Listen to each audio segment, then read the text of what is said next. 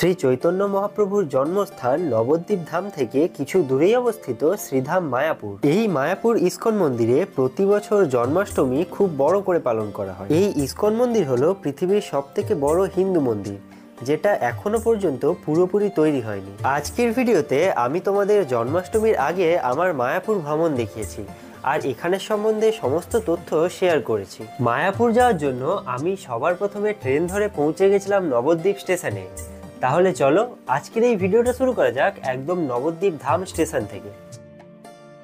So hello friends, welcome to my new video. তো সামনেই কিন্তু জন্মাষ্টমী, আর জন্মাষ্টমীর আগে আজকে আমি বেরিয়ে পড়েছি কিন্তু মায়াপুরের উদ্দেশ্যে।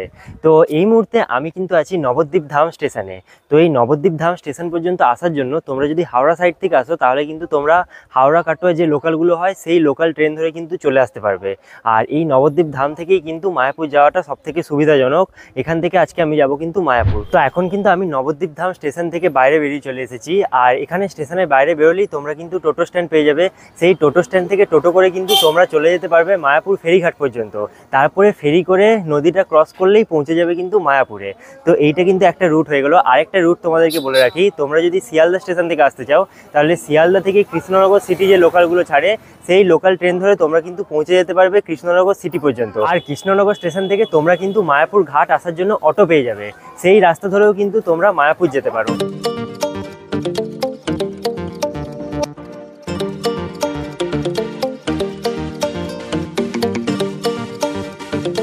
তো নবদ্বীপ স্টেশন থেকে টোটো ধরে আমি কিন্তু এখন চলে এসেছি লঞ্চ ঘাটের সামনে। আর এই লঞ্চ ঘাট থেকে কিন্তু টিকিট কেটে নদী ক্রস করলেই পৌঁছে যাবো মায়াপুর। তো তোমাদেরকে একটা ইনফরমেশন দিয়ে রাখি, তোমরা যখন নবদ্বীপ স্টেশন থেকে টোটো ধরবে তাহলে কিন্তু একটু এগিয়ে এসে টোটোটা ধরবে, কারণ একদম সামনের যে টোটোগুলো দাঁড়িয়ে থাকে ওগুলো কিন্তু রানিং যায় না, বা গেলেও কিন্তু একটু অসুবিধা করে। তো একটু এগিয়ে এসে তোমরা রানিং টোটো কিন্তু পেয়ে যাবে। তো এখানে নবদ্বীপের লঞ্চ ঘাট থেকে দেখো, নবদ্বীপ থেকে মায়াপুর যাওয়ার জন্য আমি 10 টাকা দিয়ে কিন্তু টিকিট কেটে নিয়েছি। এইদিকে কিন্তু এরপরে যাবো, দিয়ে লঞ্চ ধরবো, তারপরে কিন্তু পৌঁছে যাবো মায়াপুর। তো আমাদের লঞ্চ কিন্তু ছেড়ে দিয়েছে, আর দেখতে পাচ্ছ বেশ ভালোই কিন্তু লঞ্চে ভিড় হয়। আর এই যে নবদ্বীপ ফেরিঘাট এটা, আর ওই যে দেখো দূরে ওইদিকে কিন্তু মায়াপুর।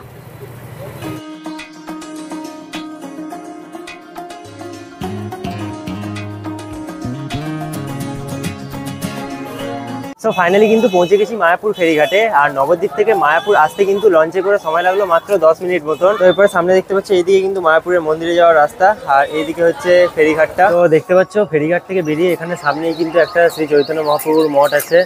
আর এই হচ্ছে কিন্তু সেই মন্দিরটা। তো এখানে দেখো একটা কিন্তু শ্রী ক্ষেত্রপাল শিব মন্দির, শ্রী চৈতন্য গৌরীয় মঠ, এই মন্দিরটা আছে কিন্তু। তো এখানে কিন্তু পরপর যেতে যেতে রাস্তায় বেশ অনেকগুলোই মন্দির দেখতে পাচ্ছি কিন্তু। তো মন্দির যাওয়ার জন্য আমি কিন্তু একটা টোটো করে নিয়েছি। তোমরা চাইলে হেঁটেও কিন্তু মন্দির যেতে পারো, খুব বেশি ডিস্টেন্স নয় মায়াপুর লঞ্চ ঘাট থেকে। আর এই টোটোয় যেতে যেতে কিন্তু সাইডে মানে প্রচুর মন্দির দেখতে পাচ্ছি। তোমরা যদি হেঁটে যাও তাহলে কিন্তু সেই মন্দিরগুলো সব দেখতে দেখতে যেতে পারবে। সো ফাইনালি মায়াপুর লঞ্চ ঘাট থেকে এখন কিন্তু আমি চলে এসেছি মায়াপুর ইস্কন মন্দিরে একদম সামনে। তো আমার কিন্তু লঞ্চ ঘাট থেকে এখানে আসতে টোটোতে খরচ হলো 10 টাকা, আর নবদ্বীপ স্টেশন থেকে মায়াপুর ইস্কন মন্দির পর্যন্ত আসতে টোটাল খরচ হলো কিন্তু 40 টাকা। তো এই মায়াপুর মন্দিরের ভেতরে ঢুকে যাওয়ার পর কিন্তু ভিডিওগ্রাফি অ্যালাউ নয় কোথাও, তাও আমি চেষ্টা করবো তোমাদেরকে যতটা পারানোর বাইরে থেকে দেখানোর। আর তাছাড়া কিন্তু বাকি সব ইনফরমেশন তোমাদেরকে এই ভিডিওর মধ্যে আমি বাইরে বেরিয়ে দেওয়ার চেষ্টা করবো।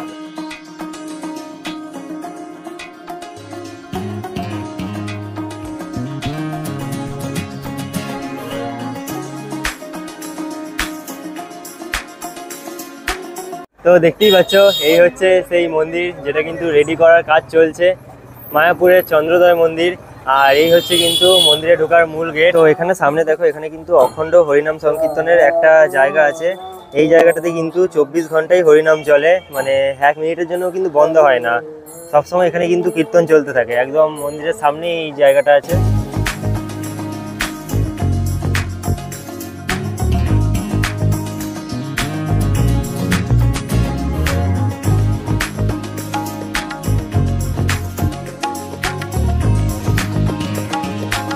তো এই মায়াপুর ইস্কন মন্দিরে কিন্তু অনেকগুলো ভবন আছে, আর এখানে যে আলাদা আলাদা কাউন্টার দেখতে পাচ্ছ এগুলো কিন্তু সব আলাদা আলাদা ভবনের তরফ থেকে বসেছে।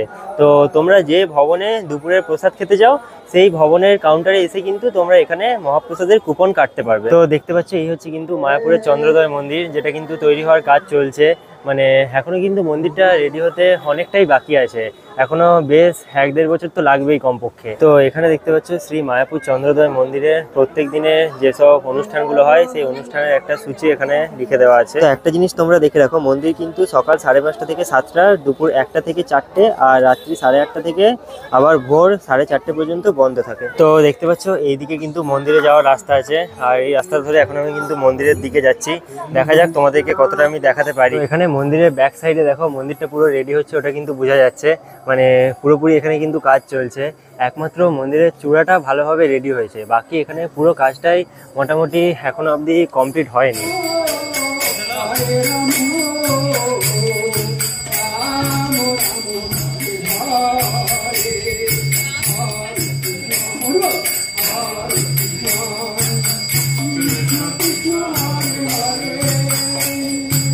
তো এখানে দেখতে পাচ্ছ এই হচ্ছে কিন্তু মায়াপুরের টিওভিপি মন্দির, যেটা কিন্তু তৈরি হওয়ার কাজ চলছে। আর দেখো এখানে কিন্তু লিখে দেওয়াই আছে যে নতুন মন্দির কিন্তু নির্মাণ করার কাজ চলছে। আর এই নতুন মন্দিরে তোমরা কিন্তু দুপুর 12টার সময় একবার আর বিকেল 5টার সময় একবার ঢুকতে পারো, কিন্তু তোমাদেরকে কিছু একটা অনুদান দিতে হবে।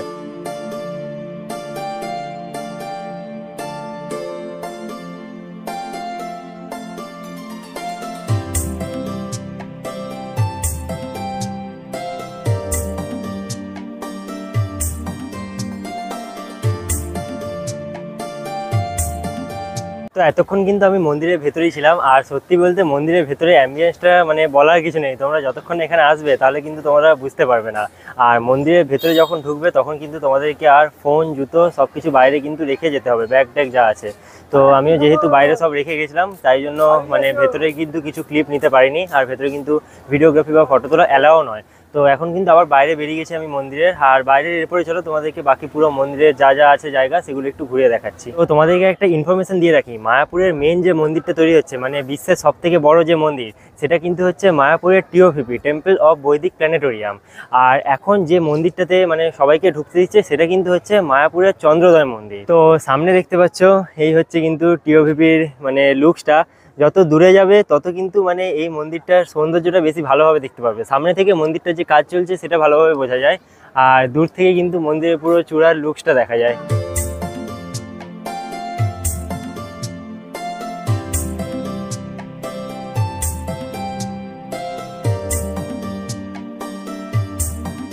তো দেখতে পাচ্ছ এটা হচ্ছে কিন্তু মায়াপুরের ফুলডম থিয়েটার। তো এই থিয়েটারে কিন্তু এইগুলো হচ্ছে শোয়ের টাইম, এখানে কিন্তু স্পিরিচুয়াল অনেক শো হয়, আর এই টাইমগুলোতে কিন্তু এটার ভেতরে শো চলে। আর এখানে কিন্তু টিকিট কাউন্টার আছে, এই টিকিট কাউন্টার থেকে টিকিট কেটে তোমরা কিন্তু শো দেখতে পারো। তো এখানে দেখতে পাচ্ছ এখানে কিন্তু বেশ অনেকগুলো দোকান আছে, এই সব দোকান কিন্তু পুরোটাই ইসকন মন্দিরের চত্বরের মধ্যেই আছে। আর চারিদিকে কিন্তু এরকম টাইপের তোমরা দোকান পেয়ে যাবে। এইদিকে দেখো, এইদিকে কিন্তু শ্রীল প্রভুপাদের সমাধি মন্দিরটা আছে। তো এখন কিন্তু আমি শ্রীল প্রভুপাদের সমাধি মন্দিরের সামনে চলে এসেছি। দেখতে পাচ্ছি এটা হচ্ছে কিন্তু শ্রীল প্রভুপাদের সমাধি মন্দির, মানে এটাও কিন্তু বিশাল বড়। এই যে দেখো টিওভিপি যেটা তৈরি হচ্ছে ওই মন্দিরটার পাশেই কিন্তু এই মন্দিরটাও আছে।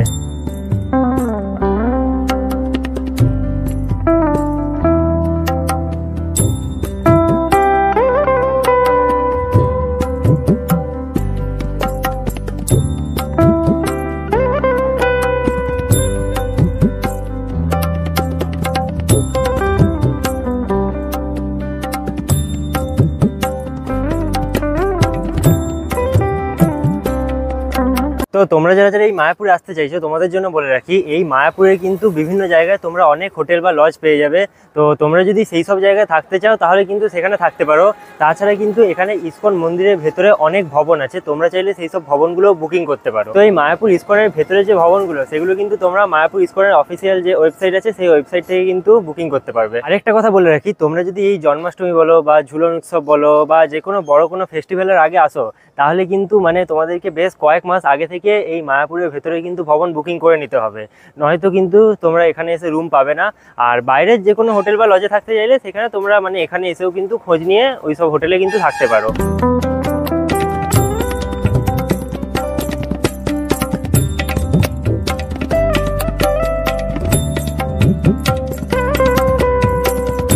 তো তোমরা যখন ইসকন মন্দিরে ঘুরবে এরকম টাইপের কিন্তু একটা রুট মার্ক পাবে, আর এই মার্কটা দেখে কিন্তু তোমরা মন্দিরে যেদিকে যেতে চাও সেদিকে যেতে পারো, কারণ প্রথমবার যখন কেউ আসবে এখানে তখন কিন্তু সব দিকটা মানে কোন জিনিসটা কোন ভবনটা কোন দিকে সেটা কিন্তু সবাই বুঝতে পারবে না, তার জন্য কিন্তু এগুলো এখানে বিভিন্ন জায়গাতে রাখা আছে। তো দেখতে পাচ্ছ এরকম টাইপেরই কিন্তু প্রত্যেকটা ভবন দেখতে পাবে তোমরা।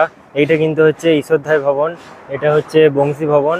তো ওইদিকেও কিন্তু আরো কয়েকটা ভবন ছিল, আর মেন মন্দিরটা কিন্তু ওইদিকে ছিল যেদিক থেকে এলাম আমরা। তো মায়াপুর ইসকন মন্দিরের বাইরে এখানে দেখো, এখানে কিন্তু একটা ছোট্ট মার্কেটের মতন আছে, আর এখানে কিন্তু তোমরা প্রচুর হোটেল পেয়ে যাবে, তাছাড়াও এখানে সমস্ত রকমেরই কিন্তু জিনিসপত্র পেয়ে যাবে। তোমরা এই বাইরে থেকেও চাইলে জিনিস কিনতে পারো বা এখানে বাইরের হোটেলগুলোতেও কিন্তু খেতে পারো। তো আমি কিন্তু এই মায়াপুরে এসেছিলাম একটা একবেলার প্ল্যানে, কারণ জন্মাষ্টমীর আগে আমি একবার তোমাদেরকে দেখাতে চাইছিলাম মায়াপুরের দৃশ্যটা। তো বেশ সুন্দরভাবেই কিন্তু সাজানো হচ্ছে, পুরো মন্দিরের ভেতরে সমস্ত কিছু লাইটিং দিয়ে সাজানো হচ্ছে, কারণ জন্মাষ্টমী কিন্তু এখানে সব থেকে বড় ফেস্টিভ্যাল। তো যাই হোক, আজকের এই ভিডিওটা তোমাদের কেমন লাগলো সেটা কিন্তু আমাকে নিচে কমেন্ট বক্সে অবশ্যই জানাবে।